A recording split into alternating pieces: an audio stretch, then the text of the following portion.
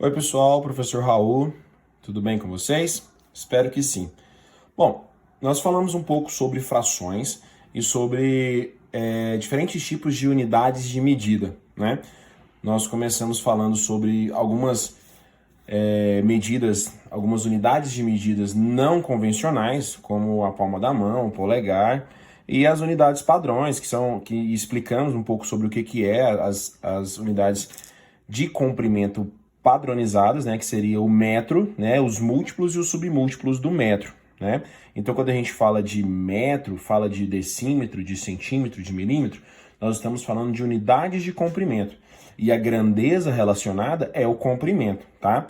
Então, certo ou errado, a grandeza metro, isso está errado falar assim. A grandeza é comprimento e a unidade de medida padrão é o metro, aonde nós temos os meus submúltiplos descendo de 10 em 10 ou andando uma casa com a vírgula decímetro, centímetro, milímetro.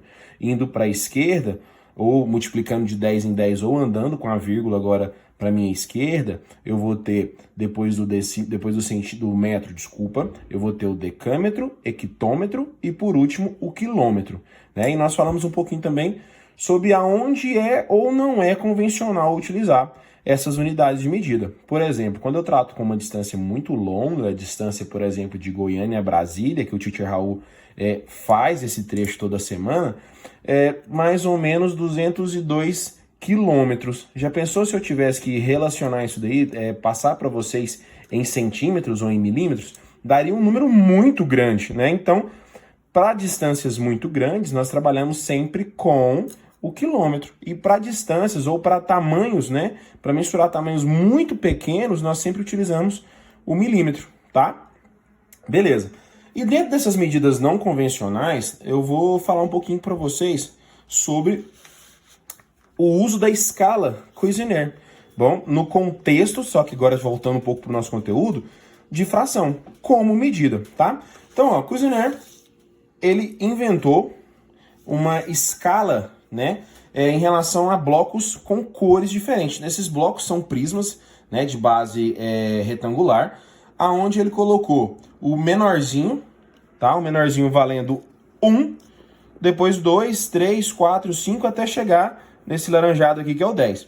Eu coloquei para vocês aqui os valores, né? Então as cores das barras e o comprimento relacionado a cada uma delas. Branco, 1 unidade, vermelho, 2 unidades, até chegar no laranja, 10 unidades. Só para que vocês saibam, esse professor Cuisenaire, ele inventou essa escala para ajudar um aluno que tinha problemas em relação à adição, subtração, porque eu posso pensar aqui em trabalhar tanto com adição, subtração de números inteiros, né, de números naturais, trabalhar lá no alfabetização, né, matemática, e também eu posso pensar na questão dos números racionais, né? Então, por exemplo, vamos pensar um pouquinho aqui. Quando o branco vale 1 unidade, a vermelha vale 2, eu poderia falar que a verde clara é como se eu tivesse 2 vermelhas, mas uma branca. Ou simplesmente 3 brancas, ok?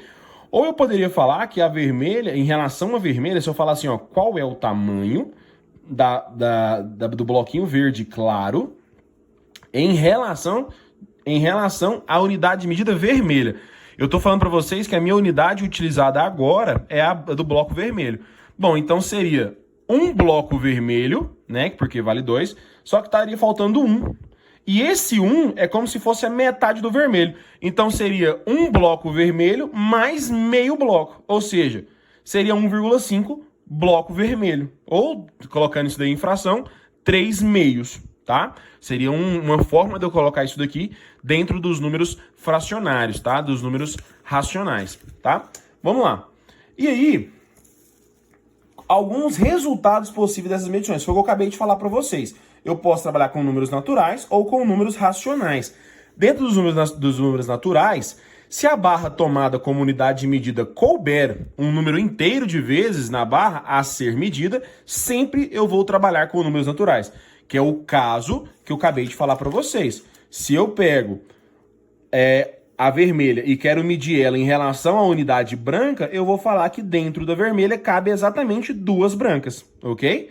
E aí eu posso até pensar, seria 2 vezes a branca para dar a vermelha. Ó, olha o princípio da multiplicação aqui, certo? Ou eu poderia perguntar para vocês quantos cabem dentro da vermelha em relação ao branco. Aí seria o princípio da divisão também, ok?